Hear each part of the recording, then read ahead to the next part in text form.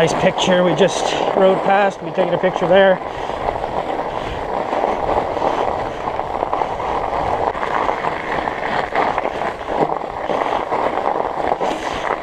Icy, icy.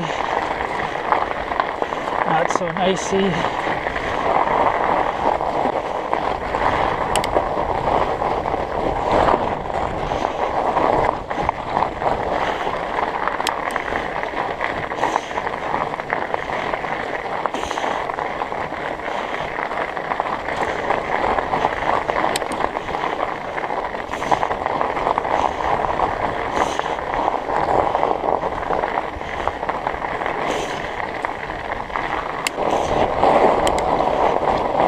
Alright, so we're going to go do another piece of trail. Haven't done yet.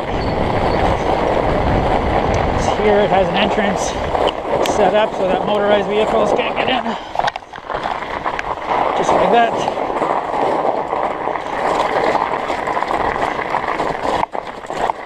It's got a teeter-totter.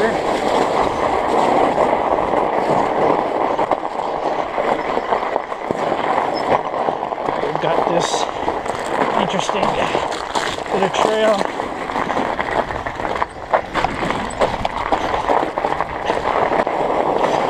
So I'm surprised at the stuff we're climbing with platforms. Got a tree down.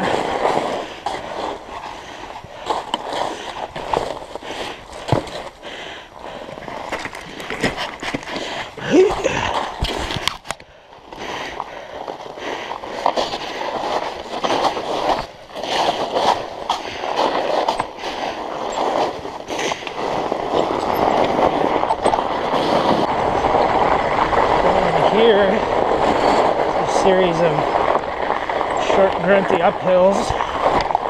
Hopefully everything will be rideable for us.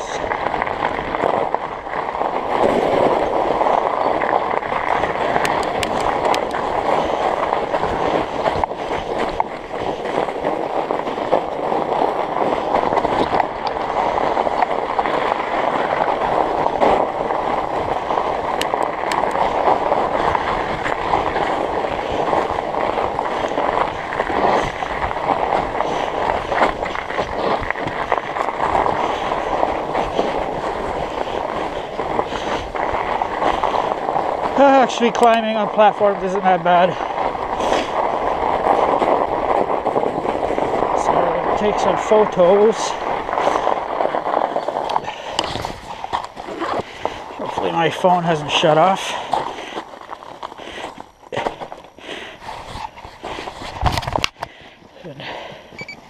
It's in my frame bag here. Not protected from the cold.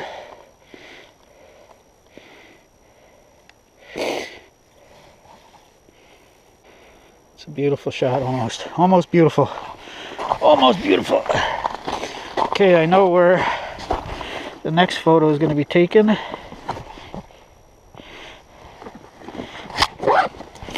Just a few minutes away. So I think we're gonna keep doing the loop we just did, because pretty much everything's rideable. There's just that one tree across the trail right at a steep drop-in that we have to get off for. Actually, we might be able to take a shortcut through the bush.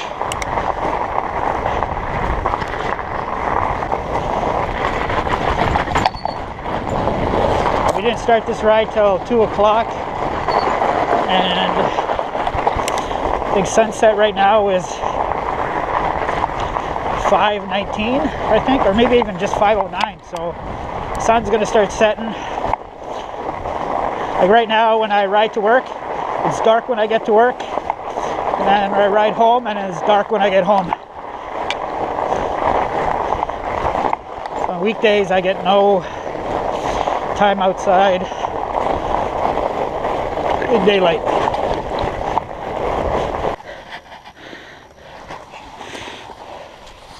Thought I was losing air on the rear tire, but I don't think so.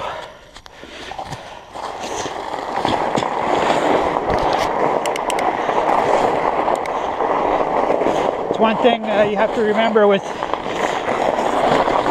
if you're running tubes on your fat bike and you're running fairly low tire pressure.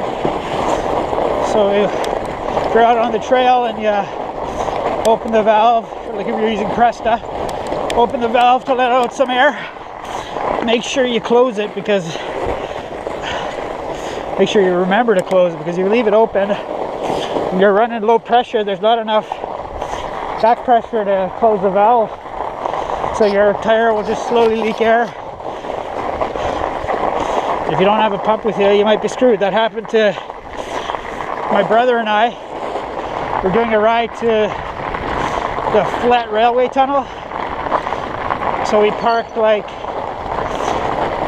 30k from the tunnel. The tunnel's a really cool place to visit. I think I've got videos of visiting there. If you haven't seen them, I'll post a link. But like, so it's country gravel roads. They were completely snow covered, and for whatever reason the snow conditions were like slow as molasses that day, so it took way longer to get to the tunnel than we had estimated. And the last 2k to get to the tunnel had almost no traffic, like no snowmobile traffic, no vehicle traffic, so it was soft snow. So we actually had to let air out of our tires to make that last 2k ride actually even rideable. And so my brother let air out front and rear, but on the rear he forgot to close the valve. So the entire time, that last 2k, he was losing air. And then when he noticed, we closed the valve, and he had lost so much air that the bike was virtually unrideable. I didn't bring a pump with me, anything with me that day. Take that risk sometimes with winter fat biking, because getting flat tires is kind of rare. So we started riding back, and his bike, once we got to the main snow-covered roads, the bike was so slow that he wasn't going much faster than the walking pace, and the amount of work it took was high. So basically said, I'll leave you behind and go get the car and come get you. But even so, but even me, because I had let out tons of air to make that last bit rideable, so it was really slow going all the way back because my tire pressure was so low. So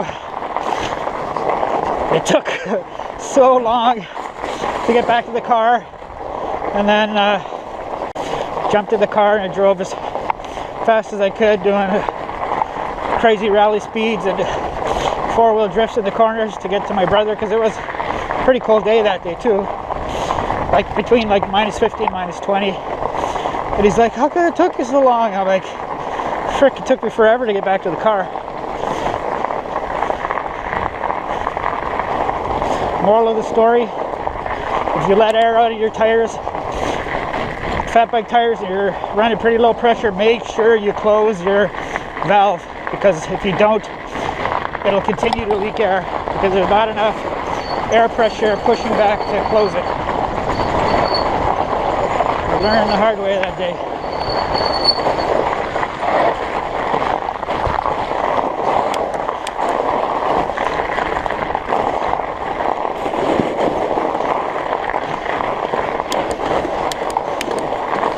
So these hills here, they're actually, this particular hill there is actually easier right now than it is in the summertime, because the roots are covered over, it's smoother, and there was good grip. Battery died just after I finished talking there, so we've got through one battery. We've been out for riding time hour, 15 minutes. So what, the camera's probably been on for an hour, 20 minutes. Well, no, because I didn't start it right when I left home, a few minutes after I left home. So you definitely get a reduction in battery life below freezing.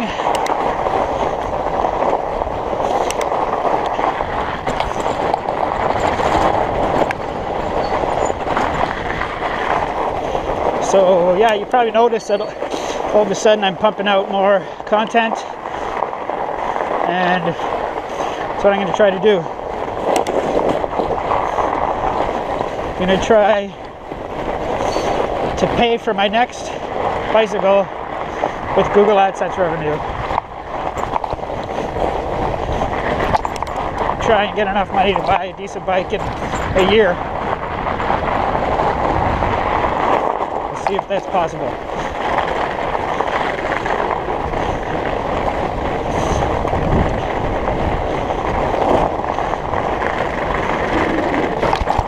So I will start making more content and hopefully try and keep the quality reasonably high.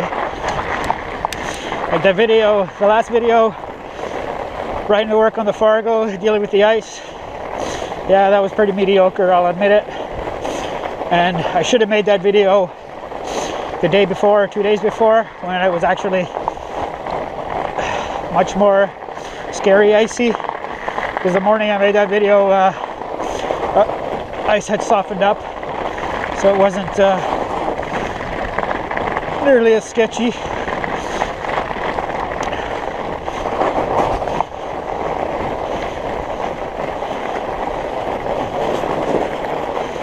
Okay, I'm surprised we haven't seen another cyclist in here.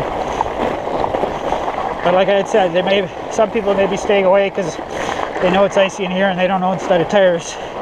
But you can probably still survive the ride without studded tires. You just have to be careful.